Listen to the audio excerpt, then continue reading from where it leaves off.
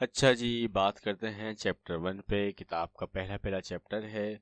इसमें अब एक नया टॉपिक शामिल हो गया है न्यूमेरिकल्स में, एरर का, अनसर्टेनिटी का। ठीक है जी। इंशाल्लाह बोर्ड के पेपर में भी एक छोटा सा सवाल इससे सेक्शन बी में इंशाल्लाह लाजमी आएगा। सवाल बड़ा आसान है, बड़ा सीधा सीधा सवाल है। जैसे यही सवाल है, what is the percent uncertainty in the measurement 3.67 plus minus 0.25। इसमें कितनी अनसर्टेनिटी हो सकती है, कितनी परसेंटेज, यानी इसमें कितना परसेंटेज गलत हो सकता है, कितनी परसेंट वैल्यू कम या ज़्यादा हो सकती है। तो भाई एब्सोल्यूट, ये लिखी हुई ना प्लस माइनस, ये कहलाती है एब्सोल्यूट अनसर्टेनिटी। कितनी है, ये है। और जो वैल्यू है, जो कैलकुलेट की हुई वैल्यू क्या है, 3.67, वो आ जाएगी मीन वैल्यू। अब हमें परसेंट अनसर्टेनिटी निकालनी है। अब अगर फॉर्मूला आपको याद हो तो मामला आसान है। फॉर्मूला आपके सामने लिख दिया भाई, देखो जरा। परसेंट अनसर्टेनिटी निकालनी है ना भाई, किसके बराबर है, डिवाइड करो, 100 से मल्टीप्लाई करो, आंसर आ जाएगा। बिल्कुल सीधा सीधा सवाल है, और ये पेपर में, बोर्ड के पेपर में आ सकता है। हाँ, ये फॉर्मूला तुम्हें याद करना होगा भाई। फिर एक कहानी है, what is the area and it's uncertainty of a circle with radius this. एक रेडियस ये है, जब रेडियस ये है, सर्कल है, तो एरिया तो आ जाता है पाई आर स्क्वायर से। एरिया में तो कोई मसला नहीं, वो तो पाई आर स्क्वायर से आ जाएगा। ठीक है ना भाई। और उसमें अनसर्टेनिटी कितनी थी, ये सवाल का हिस्सा था। जो डेल्टा आ रहा है ना, सवाल में लिखा हुआ है। तो अगर अनसर्टेनिटी निकालनी है एरिया के अंदर, अगर आपको एरिया के अंदर अनसर्टेनिटी निकालनी है तो उसका फॉर्मूला लिखेंगे, वो है डेल्टा ए अपॉन ए। और ए बराबर है यहाँ पे अंडर, ये लिखा हुआ है ना भाई, डेल्टा आर अपॉन आर के। और डेल्टा आर आपको दिया हुआ है, उसकी वैल्यू कांस्टेंट है। आर भी आपको दिया हुआ है, एरिया भी आपके पास ऊपर आ चुका है। दोनों को मल्टीप्लाई डिवाइड करेंगे तो इसकी अनसर्टेनिटी आ जाएगी भाई, एरिया की। ये दूसरा सवाल है, बड़ा आसान सवाल है, बहुत सीधा सीधा सवाल। तीसरा तो भाई कोई न्यूमेरिकल मुझे लग ही नहीं रहा, ये तो कोई न्यूमेरिकल नहीं है, ये तो एमसीक्यूज में कोई आने वाली चीज़ है। एन एरोप्लेन, स्पीड दे दी, फासा दे दिया, हाउ लॉन्ग टाइम निकालना है, S is equal to V T. और इसमें कोई मतलब एरर की बात भी नहीं की, तो ये तो बस एक आम छोटा सवाल है। यहाँ देखो, क्या आपको लग रहा है कि ये सवाल बोर्ड के ऊपर में आ सकता है भाई? नहीं ना, इस चैप्टर से आएगा तो एरर का सवाल आएगा। जो कर रहे हैं बच्चे वो देख लें।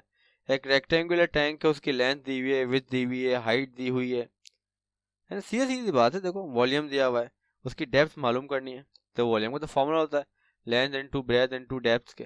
तो विड्थ कर दिया हमने, यहाँ से डेप्थ आ ही जाएगी आराम से। तो ये बिल्कुल सीधा सीधा सवाल है, ना पेपर में आने वाला कोई खास सवाल है। पांचवा देख लें जरा आप, पांचवे के बारे में भी कोई ना कोई ख्याल तो हो ना आपका। देखें जरा पांचवा सवाल है क्या, find the volume of rectangle. अब वॉल्यूम निकालना है यार, जब सब चीज़ें दी हुई तो वॉल्यूम आ जाएगा ना, ये तो बच्चों वाला सवाल है। देखो ना भाई, लेंथ दे दी, ब्रेथ दे दी, हाइट दे दी, वॉल्यूम निकालना है। क्या है यार, मजाक हो रहा है क्या यहाँ पे? ये तो यानी इतने छोटे सवाल हैं कि इनमें बात ना की जाए। ये भी एमसीक्यूज है। सवाल नंबर 6 भी पेपर में नहीं आएगा, लिख लो आज मेरी बात। 7 भी एमसीक्यूज है। 8 फिर एरर का सवाल आया तो देख लो, ये छोटा सवाल है।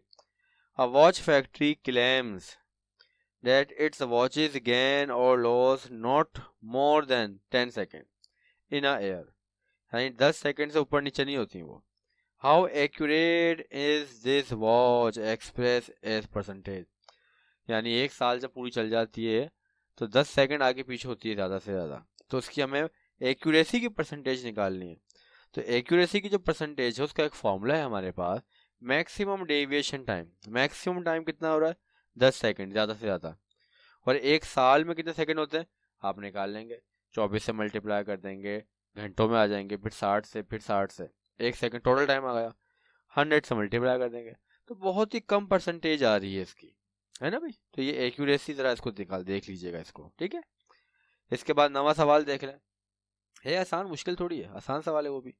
क्या कह रहे हैं, the diameter of moon is 3480 kilometre. हमें इसका वॉल्यूम निकालना। अगर डायमीटर दिया हुआ है तो रेडियस तो आ ही जाएगा, और अर्थ का रेडियस कांस्टेंट है, ये दे दिया भाई यहाँ पे। अब वॉल्यूम निकालना है आपको मून का। किसी भी गोल चीज का, स्फेयर का वॉल्यूम होता है 4/3 पाई आर क्यूब। तो क्या इस फॉर्मूले से नहीं आ सकता इसका वॉल्यूम? बिल्कुल आएगा, 4/3 पाई r³ से आएगा ना, बिल्कुल सुकून से आएगा, प्यार मोहब्बत से आएगा, आप निकाल लेंगे। फिर वो कह रहे हैं number of moons equal to earth, यानी कितने मून आ जाएंगे अर्थ के अंदर। तो भाई कैसे निकालें, यानी कि जितना अर्थ का वॉल्यूम है उसमें कितने मून आ जाएंगे, तो आप वॉल्यूम को कंपेयर कर लेंगे।